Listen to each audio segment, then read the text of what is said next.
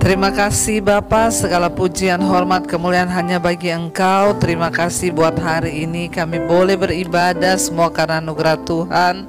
Karena itu Tuhan, kami beri hati kami yang terbaik untuk mendengarkan firman-Mu. Karena kami percaya hanya firman Tuhan yang sanggup mengubahkan hidup kami, mengubahkan rumah tangga kami, mengubah nasib kami. Tidak ada yang lain kecuali firman-Mu. Urapi hamba-Mu yang tidak ada apa-apanya. Di dalam nama Tuhan Yesus kami berucap syukur. Haleluya. Sama-sama katakan amin. Amin. Silahkan duduk Bapak Ibu. Shalom. Mari kita sungguh-sungguh dikatakan rendahkan dirimu seorang kepada yang lain di dalam takut akan Kristus. Kenapa dibilang di dalam takut akan Kristus? Karena kalau kita melakukannya karena ego kita atau apapun tidak bisa. Tapi kalau didasarkan oleh rasa takut kepada Kristus, maka pasti bisa. Ya, dan kita perlu memiliki rasa takut akan Tuhan. Ayat 22 sudah dikatakan di sana, hai istri, tunduklah kepada suamimu seperti kepada Tuhan. Kalau saudara lihat judul perikopnya, kasih Kristus adalah dasar hidup suami istri. Makanya sebelum kita menikah, pastikan ya seiman dulu. Kalau nggak seiman, bagaimana mungkin ada kasih Kristus di dalamnya? Ya, pastikan seiman. Makanya dikatakan di sini baru kita bisa saling mengasihi. Hai istri, tunduklah kepada suamimu seperti kepada Tuhan. Waduh, ya berat nggak ibu-ibu? Aduh, suami kita dianggap Tuhan loh. Ya, berat sekali enggak? Ya berat ini. Ya, kita disuruh tunduk kepada suamimu seperti kepada Tuhan. Jadi kalau suaminya modelnya iblis, tunduk nggak? Ya, di dalam Tuhan ya. Jadi saudara ya, suami yang seperti apa juga yang ditundukin saudara ya. Berarti suami yang menjadi berkat dan kelakuannya juga mewakili Kristus dalam rumah tangga. Saya pernah kasih contoh, kalau ada istri yang pernah mau dijual sama suaminya, apakah dia harus tunduk? Enggak dong, kita tunduk di dalam Tuhan sesuai kebenaran. Ya, kalau istrinya mau dijual sama suaminya karena nggak punya duit, ya mau dijual saudara istrinya. Ya, mungkin istrinya laku banget ya, makanya dijual saudara ya. Tapi ya kalau yang seperti itu nggak boleh. Tapi suaminya pakai ayat ngomong ke istrinya, loh kamu itu harus tunduk loh pada suami. Ya tunduk dalam hal apa? Istrinya tanya sama saya, ya kalau begini bu bagaimana? Ya jangan ikuti. Ya itu sudah bertentangan dengan firman Tuhan. Yang bertentangan dengan firman jangan diikuti. Tapi yang disuruh melakukan sesuai firman Tuhan harus kita ikuti. Makanya dikatakan, hai istri, tunduklah kepada suamimu seperti kepada Tuhan. Dalam hal ini suami harus bisa mewujudkan Tuhan hadir lewat kehidupannya. Amin Bapak-bapak. Kalau suami sudah seperti Tuhan kelakuannya, tidak mungkin istri tidak tunduk. Amin enggak ibu-ibu? Kebangetan tuh kalau ada istri yang tidak tunduk, suaminya sudah alim kayak Tuhan Yesus di rumah, ya terus nggak tunduk, wah kita baptis di lumpur lapindo. Ya kebangetan. Makanya nggak bisa saling tuntut kalau dua-dua tidak melakukan firman. Kehancuran rumah tangga karena saling tuntut tapi tidak melakukan firman. Ayo kita kembali kepada firman Tuhan. Ya, bagaimana suami hidup untuk mewakili Tuhan sehingga istri dan anak-anaknya bisa melihat Tuhan lewat karakter suami saudara. Kalau seperti itu pasti tunduk. Ya, enggak mungkin saudara. Bapak-bapak itu sering, bu istri saya itu enggak tunduk. Lah bapak itu sudah mewakili Tuhan belum? Di mana ada istri yang tidak tunduk, di situ pasti ada suami yang tidak. Kalau kita mengasihi Tuhan, pasti Pak, istri itu tunduk. Dikatakan 23, karena suami adalah kepala istri sama seperti Kristus adalah kepala jemaat, saudara ya. Dialah yang menyelamatkan tubuh. Di sini adalah peran penting suami. Suami itu dipakai Tuhan untuk menyelamatkan tubuh yang mewakili Kristus menyelamatkan istri dan anak-anak yang harus membawa mereka datang kepada Tuhan. Jangan sampai suami jadi batu sandungan. Saudara, hari ini banyak suami-suami Kristen yang tidak berfungsi menjadi imam di dalam keluarga. Makanya terjadi kehancuran karena suami tidak imam, tapi dia tuntut supaya istrinya tunduk sama dia. Bagaimana mungkin? Ya, tidak akan bisa. Karena itu Alkitab berkata, nih, mari kita belajar untuk tuntut diri kita sendiri. Istri tunduk pada firman, suami juga tunduk kepada firman. Kalau dua-duanya melakukan hal itu, maka pasti terjadi, saudara. Ayat yang ke-24 dikatakan, karena itu sebagaimana jemaat tunduk kepada Kristus, demikian jugalah apa? Istri kepada suami dalam segala sesuatu. Ya, istri, jangan kita memaksakan kehendak. Dalam segala perkara, mari kita berdamai dengan diri kita dan tunduk kepada suami, terutama dalam hal keuangan. Ini yang paling bikin berantem di dalam keluarga. Ya, bagaimana istri dalam kita mempergunakan keuangan, kita harus tanya dengan suami. Ya, kita harus sama-sama berunding dengan suami supaya tidak terjadi pertengkaran. Demikian juga suami, ya jangan pelit sama istri. Suami pasti tidak akan pelit kalau tahu istrinya itu bijaksana. Ya, ini juga menjadi masalah besar, saudara, dalam rumah tangga hari-hari ini. Terjadi banyak sekali ya tingkat perceraian, bahkan mungkin tidak bercerai tapi rumah tangga hidup seperti neraka. Ya, bagaimana mungkin kita bisa merasakan surga? Dari awal Tuhan menciptakan, saudara, keluarga itu. Makanya Tuhan bilang ketika dia menciptakan Adam, tidak baik kalau laki-laki ini seorang diri, dikasih penolong. Ya, lalu diciptakanlah perempuan. Ya, ketika Adam lagi tidur, Tuhan bikin perempuan. Lalu waktu dia bangun, ada perempuan di sampingnya. Dan Tuhan berkata, inilah penolong bagimu. Lalu Adam bilang, inilah daging dari dagingku, tulang dari tulangku. Ya, luar biasa. Tapi ketika jatuh di dalam dosa, ya, lalu Tuhan bertanya, kenapa? Ya, engkau membiarkan wanita itu, ya, kenapa kamu melakukan dosa itu, memberontak dari apa yang sudah aku peringatkan? Dia ngomong, bukan lagi Tuhan karena tulang dari tulangku, daging dari dagingku. Nggak, dia bilang sama Tuhan, karena perempuan yang kau tempatkan di sampingku ini sudah berubah. Ya, begitu gambaran rumah tangga toh. Kalau baru pertama menikah, daging dari dagingku, tulang dari tulangku. Ya, jadi soto lama-lama. Ya, kalau daging dari dagingku berarti apa? Kalau istrinya sakit, suami ikut sakit nggak? Ya, kalau tulang dari tulangku, suami sakit, istri sakit, suami ikut sakit nggak? Iya. Tapi kalau akibat dosa, ya, sebutan Adam kepada istrinya jadi berubah. Dia nggak ngomong lagi, iya Tuhan, gara-gara tulang dari tulangku dan daging dari dagingku. Berubah, gara-gara perempuan yang kau tempatkan di sampingku. Makanya wanita-wanita kita ini bisa menjadi penolong bagi suami, tapi kita juga bisa menjadi penghancur bagi suami. Amin, ibu-ibu. Tolong ibu-ibu bilang amin yang kenceng. Ya, nggak terima ya.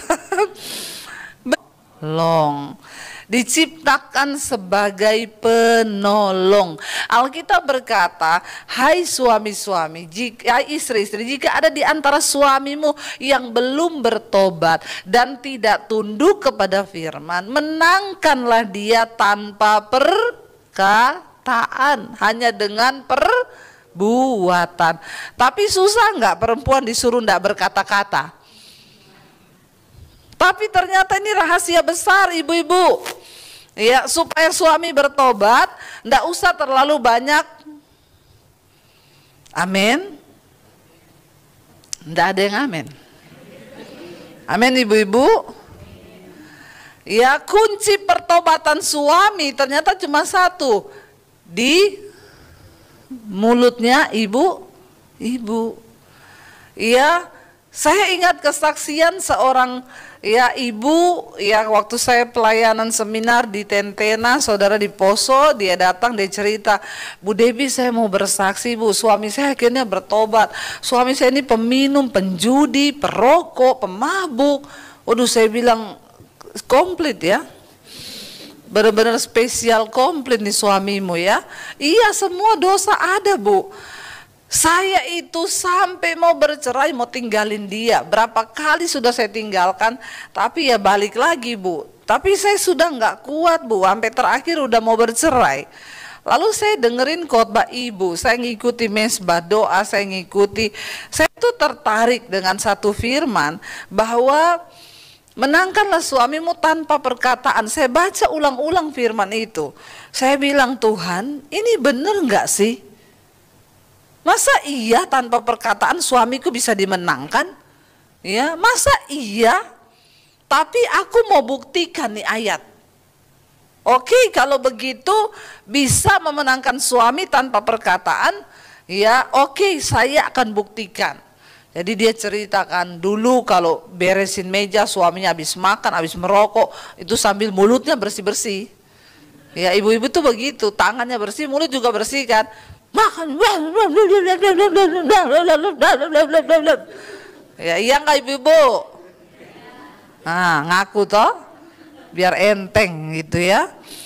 Bener nggak? Jadi ini loh makanya itu makan kayak begini, abu rokok di mana-mana, mending ditelan sekalian sama asbaknya. Bagaimana suaminya bisa bertobat saudara? Ya, dia bersihin hari itu, dia mau ngoceh, dia bilang tanpa perkataan. Jadi dia bersihin tanpa omongan. Dalam nama Yesus suamiku ndak merokok lagi, dalam nama Yesus. Dirubah saudara. Ya, dia berdoa dalam nama Yesus suamiku nggak merokok. Besok begitu lagi. Dia ambil doa puasa karena dia merasa dagingnya lemah.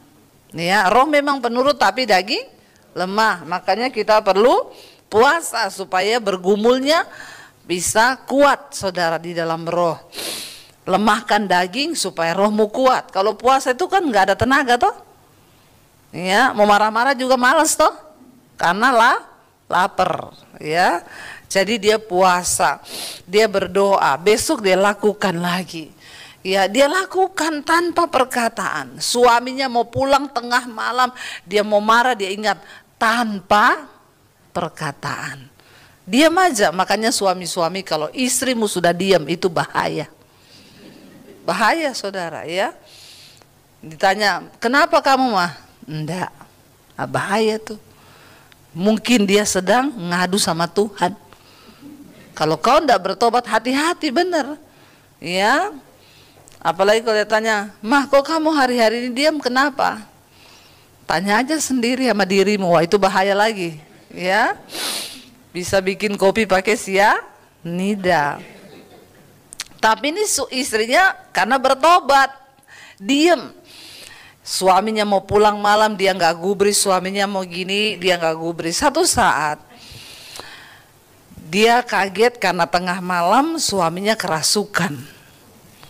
Ya tiba-tiba bangun kerasukan, lalu teriak-teriak, jangan kamu berdoa, jangan kamu dengerin khotbah. Ya, jangan puasa, pokoknya semua hal-hal rohani dimarahin. Kamu ndak usah dengar-dengar kata pendeta. Matanya melotot saudara. Lalu dia bilang, ambilin rokok saya. Istrinya tanya, di mana rokokmu? Istrinya tahu nih dia kerasukan. Dia bilang, Bu, saya ini dari gereja yang bukan karismatik. Dan saya tidak pernah mengalami orang yang kerasukan begini. Tapi puji Tuhan saya sering dengarkan khotbah ibu. Jadi saya praktikkan bahwa roh yang ada dalam kita tuh lebih besar. Ya, dia bilang, saya kaget loh Bu, dia suruh ambil rokok di situ. Ya ampun Bu, seisi rumah semua isinya ternyata rokok, dia sembunyiin. Jadi memang orang yang merokok itu kerasukan setan. Loh benar saudara, jangan main-main. Ya. Lalu istrinya ambil di sini, di mana lagi? Di situ, diambil saudara semuanya. Lalu di depan suaminya, istrinya giniin rokoknya, ini loh, dalam nama Tuhan Yesus. Ya, aku perkatakan kamu tidak merokok lagi dalam nama Yesus. Wah, suaminya makin kerasukan. Dia tengking dalam nama Yesus, matanya merah saudara. Istrinya bilang, saya mau lari Bu, saya takut, tapi saya tahu ini bukan suami saya, ini setan. Ketika tanpa perkataan kita bergumul saudara, maka kuasa Tuhan yang bekerja, amin. Karena kadang-kadang suami itu bejat, suami itu tukang selingkuh, suami itu tukang judi, itu bukan dirinya, tapi dia dikuasai oleh roh jahat. Dan kalau ibu-ibu hanya mau berusaha merubah dia dengan perkataan, dengan cerewet, ya enggak mungkin roh itu pergi, karena setan dilawan sama setan. Enggak mungkin pergi, yang ada pasti berakhir dengan perceraian. Lalu akhirnya istrinya terus berdoa, malam itu dia tengking, suaminya tidur lagi. Besok pagi, apakah berhenti merokok? Belum, merokok lagi. Tapi istrinya berusaha melakukan semua hal dengan tanpa perkataan. Dia duduk di kaki Tuhan, dia menangis di kaki Tuhan, dia berpuasa. Makanya saya bersyukur saudara, lewat mesbah doa, orang-orang yang bahkan mereka bukan karismatik, mereka sekarang mulai melakukan firman, mereka mulai berpuasa. Yang tadinya mereka nggak tahu apa itu puasa, mereka bahkan tidak ngerti apa itu perjamuan, sekarang mereka kuat di dalam iman, mereka berpuasa, mereka angkat perjamuan di rumah, ya. Dan iman mereka jangan sampai kita yang sudah terdahulu jadi terkemudian, yang terkemudian jadi terdahulu. Lalu saudara, satu kali dia bilang, Bu, saya teruskan puasa, saya nggak mau berhenti, saya sudah lihat dia kerasukan, tuh berarti setannya nggak tahan. Tiba-tiba suaminya pulang, ya satu sore jatuh. Ya kayak orang kena serangan jantung, tiba-tiba nggak bergerak. Istrinya takut, dia tengking, Pah bangun Pah dalam nama Yesus. Suaminya buka mata tapi nggak bisa apa-apa. Dia bilang sebut nama Yesus, suaminya bilang nggak bisa. Loh mau sebut nama Yesus nggak bisa loh. Berarti kan setan tuh. Suaminya itu selama ini Kristen, ke gereja. Banyak orang-orang yang dulu di gereja itu tapi dirasuki setan. Makanya hidupnya nggak berubah-berubah. Yang dosa tetap dosa, yang najis tetap najis, karena bukan Tuhan yang menguasai tetapi setan. Lalu saudara akhirnya ya dia tengking dalam nama Yesus, Pak sebut nama Yesus, nggak bisa. Kamu bisa Pak sebut, nggak bisa.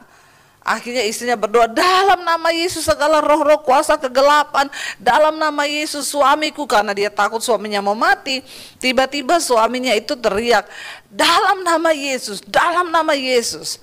Lalu dia bisa bangun kembali saudara, dan sejak saat itu suaminya berhenti rokok, berhenti judi, berhenti mabuk, berhenti selingkuh. Waktu saya pergi ke Tentena, mereka berdua sudah jadi hamba Tuhan dan melayani di gereja. Wow, saudara, tidak ada perkara yang mustahil bagi Tuhan. Makanya Alkitab berkata, ayo saudara, kita sama-sama melakukan firman Tuhan. Ya, hai suami, ayat 25 di sana dikatakan, hai suami kasihilah istrimu sebagaimana Kristus telah mengasihi jemaat dan telah menyerahkan dirinya baginya. Ini juga tidak gampang buat suami-suami. Ya tadi istri berat juga, tapi sekarang suami juga berat. Hai suami-suami kasihilah istrimu sebagaimana siapa? Kristus. Dari tadi suami ini dituntut menjadi seperti Kristus. Tidak gampang loh. Makanya istri bisa tunduk karena memang suaminya mencerminkan Kristus dalam rumah tangga. Hai suami, kasihilah istrimu sebagaimana Kristus telah mengasihi jemaat dan telah menyerahkan dirinya bagi jemaat. Ya, kalau cuma pijat itu belum menyerahkan diri, bapak-bapak, amin. Kalau istrimu capek, ya, suruh pijat, ya, itu kau belum menyerahkan diri seperti Kristus, cuma pijat sebentar, maulah ya, amin nggak bapak-bapak? Tadi saya sudah bicara soal istri tunduk loh, berat loh. Sekarang cuma suruh pijat aja nggak ada yang amin. Ya, saudara, dikatakan di sini berat, suami itu harus mengasihi istri sebagaimana Kristus mengasihi jemaat. Mari bapak-bapak renungkan ini dan minta kasih Tuhan untuk penuhi hidupmu supaya engkau bisa mengasihi istrimu sebagaimana Kristus mengasihi jemaat.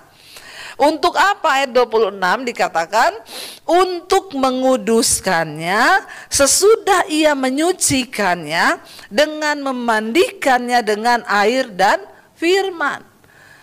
Kristus mati untuk menguduskan saudara dan saya, semua umat manusia yang mau. Saudara, hati-hati, hari-hari ini ada pengajaran baru, sekte baru, bisa dikatakan sekte ya, Kristen progresif.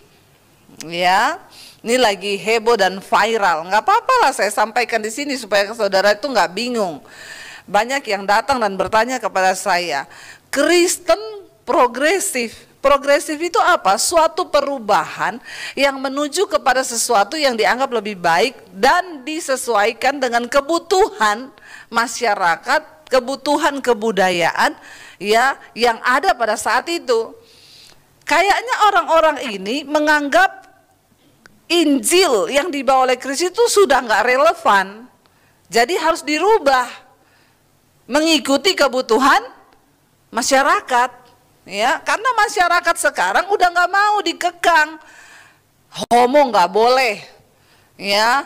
Alkitab bilang ya kita harus hidup kudus. Sekarang kan orang susah hidup kudus, jadi dia bikin pengajaran baru.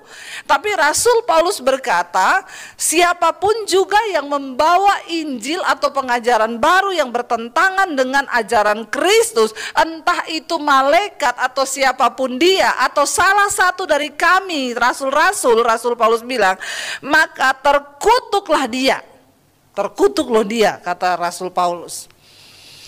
Jadi saudara, Injil progresif ini yang pertama dia bilang, dia percaya bahwa orang bisa selamat tanpa lewat Yesus. Masa Tuhan kejam? Kalau orang baik, masa enggak masuk surga? Alkitab berkata kebaikan manusia itu seperti kain kotor. Siapa yang baik, saudara? Kebaikan kita ini seperti kain kotor. Kenapa? Karena kita ini sudah lahir membawa kutuk dosa dari Adam. Kita menerima Yesus itu bukan apa-apa, agar hubungan kita dengan Tuhan itu dipulihkan. Karena manusia kalau nggak terima Yesus, dia nggak terima penebusan lewat darah. Makanya dari zaman perjanjian lama, orang kalau berdosa, dia harus bawa lembu sapi untuk disembelih dan darahnya itu menjadi penyucian. Lah darah dosa manusia sudah terlalu besar, nggak ada lagi darah yang bisa menghapus kecuali darah anak domba Allah, yaitu Kristus. Amin, saudara. Ya, ini iman percaya kita, jangan dirubah-rubah. Ya, dia bilang masa orang baik gak masuk surga cuma karena tidak percaya Yesus. Ngeri loh saudara. Kalau didengar ada orang yang bilang iya masuk akal juga. Ya, karena itu barang siapa saudara yang menerima Kristus, dia menerima pengampunan dosa. Baru jalan itu terbuka, kita bisa menghadap Tuhan, menghadap Bapa. Kalau nggak lewat Yesus, maka kutuk dosa itu tetap ada. Lalu dia juga berkata, ya tidak ada neraka saudara. Nggak ada surga. Ya surga itu kita senang-senang sekarang di bumi, ya neraka itu ya kalau kita menderita di bumi. Yesus dengan jelas berkata, jangan kamu takut kepada manusia yang hanya berkuasa membunuh tubuh, tapi tidak berkuasa membunuh jiwa di dalam neraka. Takutlah kepada Allah yang berkuasa membunuh tubuh maupun jiwamu di dalam neraka. Berarti neraka itu ada enggak? Ada. Sekarang ini karena orang kepengen menikmati dosa, makanya mereka itu membuat ajaran-ajaran baru. Nggak ada neraka lah. Kalau diumumkan nggak ada neraka, wah enak banget ya saudara. Enak nggak bapak-bapak nanti malam langsung selingkuh semua ya? Nggak ada neraka kok. Enak lah kita. Ya. Dulu teman saya juga pernah ngomong begitu. Bu, saya dapat pengajaran baru ini bu. Ibu kayaknya harus ikut seminarnya. Ya. Kenapa? Gimana bu ajarannya? Ternyata dosa itu ndak ada bu. Wih dosa ndak ada. Iya. Jadi kalau orang itu selingkuh bu, tapi berdasarkan kasih, itu bukan dosa. Enak ya? Iya, mau nggak saudara? Ini dunia menawarkan sesuatu ajaran-ajaran yang mengenakan bagi daging. Teman saya ngomong begitu karena dia tukang selingkuh. Makanya dia bilang begitu, ibu harus dengar nggak? Saya nggak mau dengar yang gitu-gitu. Mau ada surga atau tidak ada surga, saya mau hidup kudus karena saya mengasihi Tuhan Yesus. Amin. Ya, jangan saudara, kita harus mengikuti apa yang Alkitab bilang. Ya, Alkitab bilang surga itu ada, neraka itu juga ada. Ya, jadi jangan bilang tidak ada. Bahkan pengajaran ya Kristen progresif ini berkata, dia nggak percaya bahwa Alkitab ini adalah firman Tuhan. Ini cuma ditulis manusia, ini bukan firman Tuhan. Saudara hati-hati. Ya, kita berdoa hari-hari ini supaya iman kita semakin kuat. Ya, anak-anak muda, terutama anak-anak muda. Kita harus membawa anak-anak kita dekat dengan Tuhan hari-hari ini. Iman pertama kali diajarkan di dalam keluarga. Orang tua yang berperan penting mengajarkan kepada anak-anak. Kayak di Amerika sekarang anak-anak muda itu ya udah jarang percaya ada Tuhan, ada surga, ada neraka. Ya, tapi kita dari rumah tangga, ayo Bapak Ibu, jangan hanya menggantungkan di sekolah minggu. Ya, kitalah orang tua yang pertama kali harus mengajarkan iman kepada anak-anak kita bahwa surga itu ada, neraka itu ada, dan kita semua satu saat akan berhadapan di tahta pengadilan Kristus menerima upah sesuai dengan perbuatan kita di dunia ini. Enak aja nggak ada neraka saudara, jadi bebas-bebas aja, mau homo silakan, mau lesbi silakan. Ya, jangan saudara ya. Dikatakan karena seperti Kristus dia menguduskannya sesudah ia menyucikannya dengan memandikannya dengan air dan firman. Itu tugas suami. Ya, supaya apa? 27. Dengan demikian ia menempatkan jemaat di hadapan dirinya dengan cemerlang, tanpa cacat atau kerut atau yang serupa itu, tetapi supaya jemaat kudus dan tidak bercela. Suami-suami, tugasmu membawa istri dan anak-anakmu untuk hidup takut akan Tuhan. Amin. Jangan sampai tidak saudara, karena kita akan dituntut oleh Tuhan. Demikian juga 28, suami harus mengasihi istri sama seperti tubuhnya sendiri. Siapa yang mengasihi istrinya mengasihi dirinya sendiri. Jadi bapak-bapak ingat, kalau kau bentak istrimu itu sama dengan kau bentak dirimu. Sebelum bentak istrimu, bentak dulu dirimu sendiri. Sama aja itu. Amin bapak-bapak. Jadi kalau kamu bilang sama istrimu goblok, bilang goblok kau. Ya, supaya ingat. Karena Alkitab bilang ya, kalau kau mengasihi istrimu sama dengan kau mengasihi dirimu sendiri. Berarti kalau kau goblok-goblokin istrimu, kau goblokin dirimu sendiri. Karena kan itu juga pilihanmu toh. Ya, hati-hati loh bapak-bapak. Ya, berdoa. Apalagi yang sudah akhirnya punya simpenan ya, sudah punya cewek baru ya, istriku itu nggak kayak itu Bu, ya, yang itu tiap hari dandan harum. Istrimu tuh nggak urus diri karena dia lupa dengan dirinya, sebab hidupnya untuk mengurus kau dan anak-anakmu. Amin Bapak-bapak. Kadang dia lupa diri, nggak bisa dandan lagi karena dia urus suami dan anak-anak. Kalau pelakor itu memang dia urus dirinya bagus, ya, karena memang yang dia jual apa? Dirinya toh. Beda sama istrimu. Ayo bapak-bapak ingat, kalau kau mau maki istrimu, maki dulu dirimu sendiri, sama saja kan? Daripada maki istri, mending maki dirimu sendiri. Karena ayat ini berkata, demikian juga suami harus mengasihi istrinya sama seperti tubuhnya sendiri. Siapa mengasihi istrinya, mengasihi dirinya sendiri. Luar biasa loh ini ayat. Ya bapak-bapak, kalau kau mengasihi istrimu sama dengan kau kasihi dirimu sendiri. Kalau kau kasih duit istrimu sama dengan kau katanya kalau ini kagak Bu. Bertobat ya. Kau kasih duit istrimu kan diberikan untuk keperluan rumah tangga juga toh. Kan pada akhirnya juga kau yang makan kan bapak-bapak. Amin. Ya, jadi ingat ya, kalau kau pijet istrimu sama dengan kau pijet di ibu-ibu semangat ngomongnya, bapak-bapak nih mukanya agak asem. Jadi ya ini firman Tuhan yang ngomong loh. Wah kalau suami seperti ini pasti istrinya berbahagia, rumah tangganya bahagia, anak-anakmu bahagia. Mereka nggak tertekan lihat papa mamanya berantem terus. Ya, saya suka kalau anak saya itu nge-reply foto saya di Instagram, dia bilang my role model. Wah, dia jadikan kita role modelnya, kan luar biasa tuh saudara. Dia menjadikan kami panutannya, pengen rumah tangga tuh yang kayak papi maminya. Kan itu yang kita harapkan, amin. Kita menjadi contoh bagi anak-anak kita di dalam berumah tangga. Ya jangan tiap hari ya, anjing ketemu beruang, beruang betina kehilangan anak, istri-istri yang cerewet ketemu sama serigala, saudara. Jangan ya, sebab dikatakan ayat 29, tidak pernah orang membenci tubuhnya sendiri loh. Nggak pernah. Mana ada orang benci tubuhnya? Bapak-bapak coba ya, tiap hari kau benci, dasar kau ini, kau giniin sendiri tubuhmu.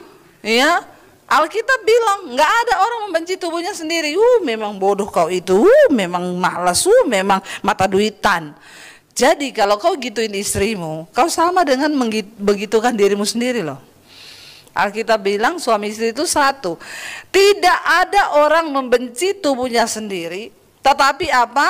Mengasuhnya dan merawatinya, sama seperti Kristus terhadap jemaat. Jadi suami, kalau kau rawat istrimu sama dengan kau rawat dirimu sendiri.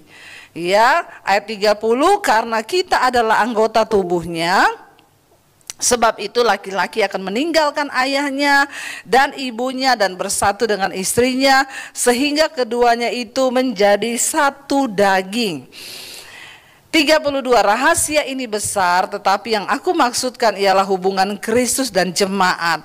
Bagaimanapun, 33, bagaimanapun juga bagi kamu masing-masing berlaku, kasihilah istrimu seperti dirimu sendiri, dan istri hendaklah menghormati suaminya.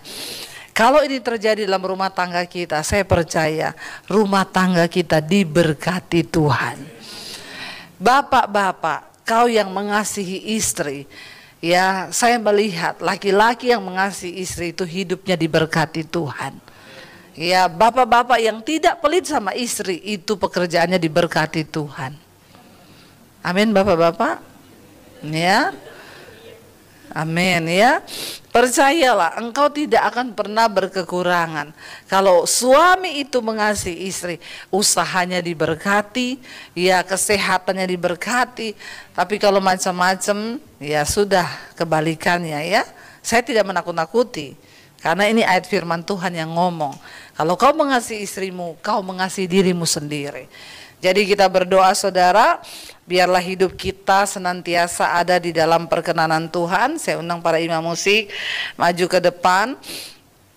Biarlah kita mau sama-sama terus ya berharap dan terus berdoa biar Tuhan menyatakan kasih-Nya dalam rumah tangga kita, sehingga anak cucu kita boleh menjadi anak cucu yang memuliakan Tuhan karena melihat kehidupan kita saudara.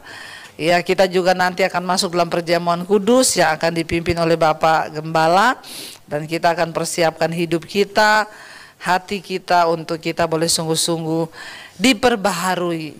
Biarlah lewat momen perjamuan kudus hari ini kita mau bilang, Tuhan, kami mau perbaharui rumah tangga kami, komitmen kami. Kami mau belajar saling mengasihi dan menundukkan diri supaya berkat Tuhan tercurah atas hidup kami. Karena firman Tuhan berkata, di mana dua orang hidup sehati, rukun bersama, maka apapun yang mereka minta dan kerjakan, Tuhan akan turut bekerja mendatangkan kebaikan. Hari-hari ini engkau sedang dibentuk oleh Tuhan. Bahkan engkau berkata, Tuhan, rasanya begitu berat.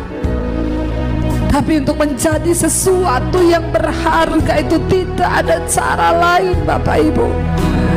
Emas itu kalau dia bisa berteriak panas, dia dihancurkan seperti debu. Tapi itulah cara pemurnian untuk membuktikan sesuatu yang murni. Hari ini mungkin engkau sedang diremukkan, engkau sedang dihancurkan oleh Tuhan. Tapi katakan pada Tuhan, aku rela Tuhan dibentuk oleh Engkau. Biar aku menjadi sesuatu yang mulia di mata Tuhan, sehingga Engkau beri kepercayaan yang mulia. Bentuk hidup kami Bapa, bentuk hidup kami Tuhan. Keluarkan segala sesuatu yang mencemarkan kemurnian iman kami. Mari datang sama Tuhan, bawa hidupmu hari ini dan katakan, bentuk aku Tuhan, proses aku Tuhan. Bilang pada Tuhan, ini hidupku Tuhan. Mari Bapak Ibu suami istri yang kau bergandengan tangan, hari ini juga bilang sama Tuhan, proses kami Tuhan diawali dari rumah tangga kami Bapak. Perbaiki kami di mata-Mu Tuhan. Kalau ada amarah, kebencian, ada sesuatu yang sering kali terjadi, sehingga kami dengan ego kami minta ampun sama Tuhan.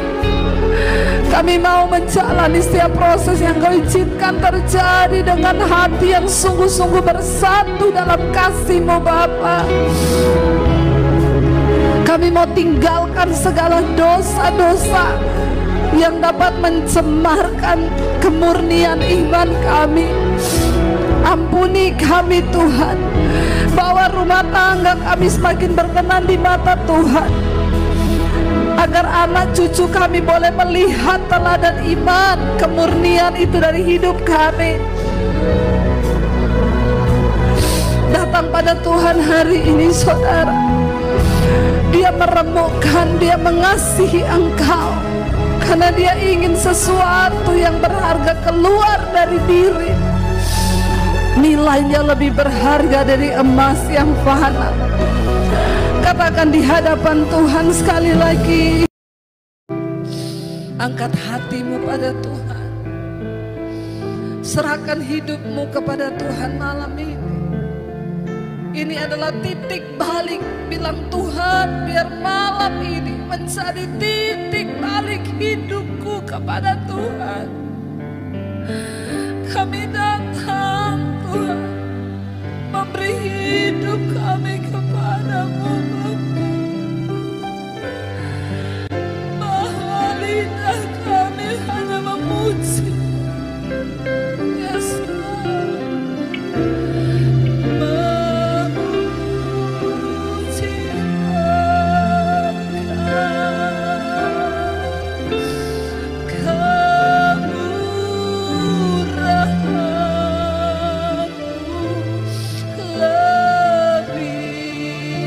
Dari hidup tutup mata dalam hadirat Tuhan.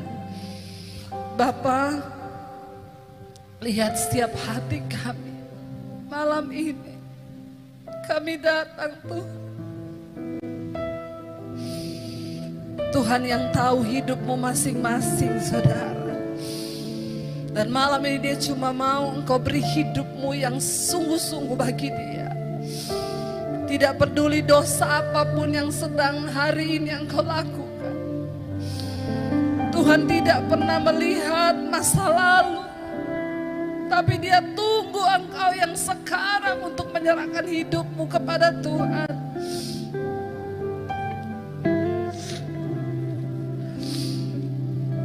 Ini hidup kami Tuhan Yesus. Berapa banyak di antara saudara yang mau sungguh-sungguh menyerahkan hidupmu pada Tuhan? Angkat tanganmu di tempatmu, saya akan berdoa. Tuhan, Engkau melihat setiap tangan kami yang terangkat kepadamu Tuhan. Ini kami di atas kota Palangkaraya ini Tuhan. Kami datang menyerahkan hidup kami kepada Tuhan. Biar kemurahan-Mu nyata di hidup kami Bapa.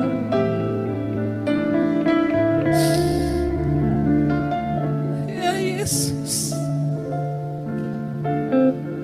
kami tahu malam hari ini surga bersorak-sorai melihat setiap anak-anak-Mu datang menyerahkan hidup mereka kepada Tuhan.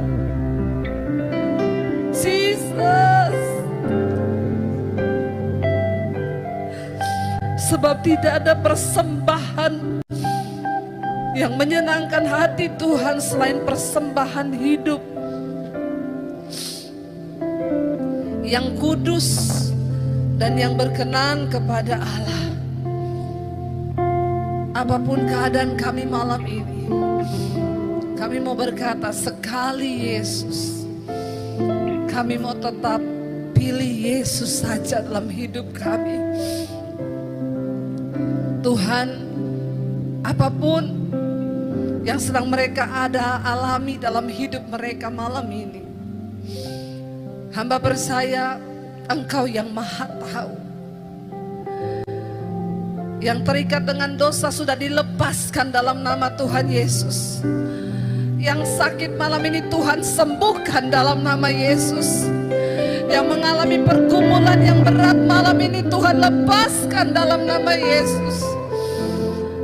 Kami mau berkata malam ini ketika kami sudah memilih Yesus, sekali Yesus, tetap Yesus. Katakan bersama saudara bahwa satu saat kita semua akan berdiri di hadapan tahta pengadilan Kristus untuk memberikan pertanggungan jawab atas iman kita. Karena itu mari kita berusaha saudara. Firman Tuhan, Rasul Paulus berkata, karena itu kami juga berusaha supaya entah kami diam dalam tubuh ini ataupun kami diam di luarnya, satu saat ketika mati kami tetap dalam perkenanan Tuhan. Mari datang pada Tuhan saudara. Bilang, Tuhan bawa kami Tuhan untuk melakukan firman-Mu, menjaga iman dan kesehatan manusia rohani kami. Karena ada begitu banyak hal yang mencoba menyeret kami hari-hari ini. Di akhir zaman akan datang masa yang sukar, tapi orang yang berpegang pada firman Tuhan, mereka akan tetap hidup sampai selama-lamanya. Tidak ada kekuatan lain selain dalam firman-Mu Tuhan. Orang yang melakukan firman Tuhan, mereka akan terus berjalan, tidak menjadi lelah, tidak menjadi lesu. Amen. Sebab firman Tuhan menjadi kekuatan. Amen. Yang datang suami istri boleh bergandengan tangan. Katakan, Tuhan kami menyerahkan rumah tangga, keluarga, pernikahan kami Tuhan. Bawa kami dalam perkenanan-Mu Bapa, dalam kesucian, dalam kekudusan. Kami harus menjadi berkat bagi anak cucu kami, supaya bukan kutuk yang ada dalam hidup mereka. Tuhan jagai hidup kami. Di dalam pekerjaan kami punya tangan yang kudus. Dalam melakukan apapun hidup kami kudus. Dalam pernikahan kami kudus Tuhan. Kuduskan hidup kami Bapa, agar kami boleh layak satu saat berjumpa dengan Tuhan dalam kemuliaan-Mu Bapa. Ini hidup kami Tuhan. Kami berdoa hari ini biar berkat Tuhan mengalir bagi anak cucu kami, bagi pekerjaan kami, semuanya di dalam perkenan